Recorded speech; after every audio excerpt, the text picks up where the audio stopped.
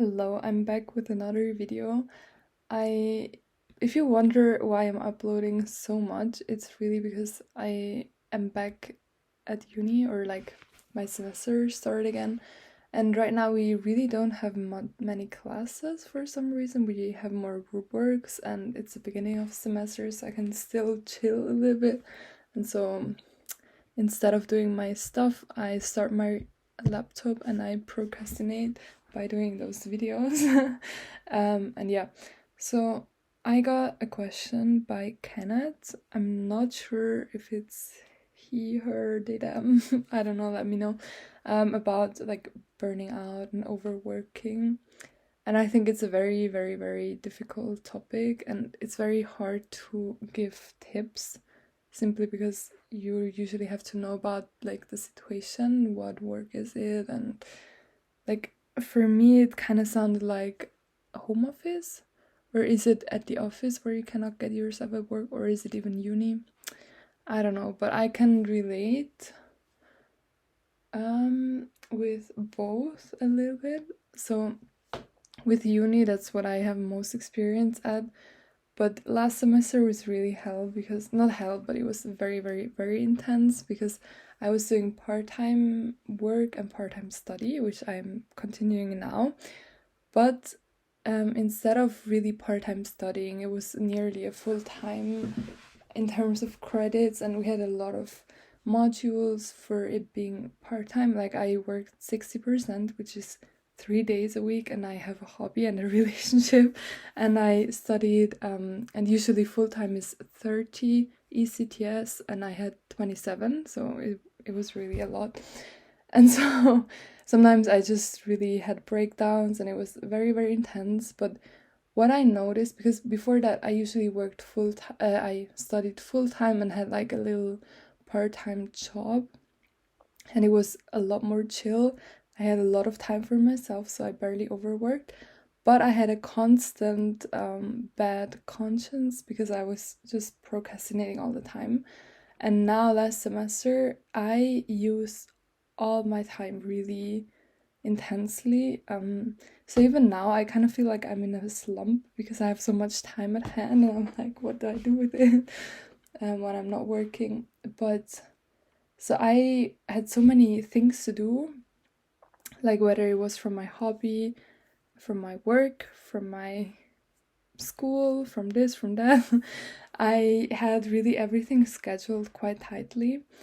And I knew, for example, okay, on Saturday evening or Saturday afternoon, I have this and that.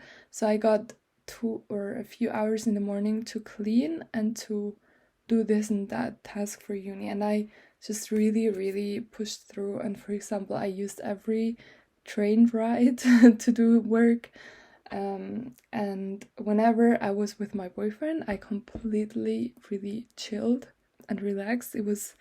We didn't do anything. We just laid in bed and talked and slept, and it was just very chill whenever I was with him. So we would literally, I usually was with him during the weekends, or at least Saturday to Sunday, and I would just not do anything until like 2 p.m. in the afternoon. And then maybe do some work in the evening. But it was really one day a week where I was completely like knocked out, not doing anything. And I really needed it because the rest of the week was just too much. And so I guess my tip is understanding with what person or by doing what can you really relax.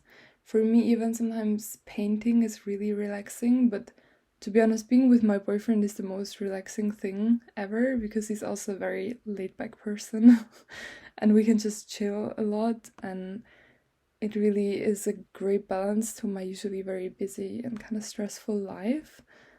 So for me, that was a super necessity, even though I had quite a bad conscience usually because I was like, no, I have to do uni work. But to be honest, in the end, it worked out anyway. So luckily, I had more or less good group mates for my group works. But yeah, now you're saying you're kind of in a slump, and I noticed this at work.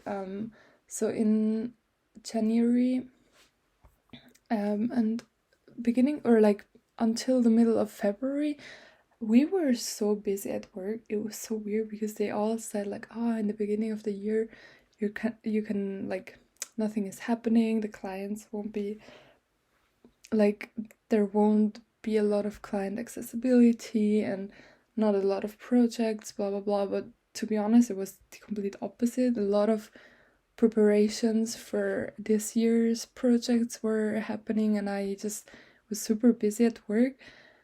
And then I don't know, I think one week I was just not filled, like there weren't a lot of tasks, and I was just finding it so hard to motivate myself to do work because I was working a lot before that.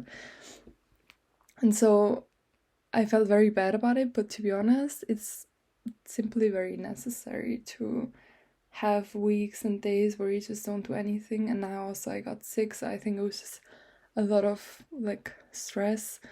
And yeah, so generally I would say like really have one day a week where you don't do anything, not even cleaning or anything, just chill, like hang out in bed, go for a nice sunny walk or something. Really have your Sunday, like your day to relax, because I feel like I didn't have that for some time and it was really stressing me out. So even though you maybe have like this feeling, oh, I should be productive, no, give yourself one day a week where you can really fully relax, and it will give you a lot more energy than constantly working and then just having like 3 weeks of not being able to get yourself up at all. And other than that, I would say like pressure. I don't know if that works for you, but for me, it's really like having things planned out, like where you have to go, like meeting up with friends, and then knowing like, okay, those 2 hours before that, I really, I do it and I work on it. But yeah, those are my tips. And now I do have to work on my stuff. By the way, this is Audrey Hepburn, and those are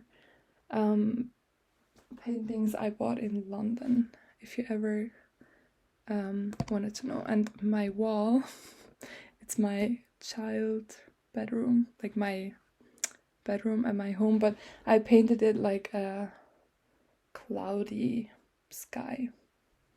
I think in real life it looks a little bit better than on the camera, but just to let you know some personal information.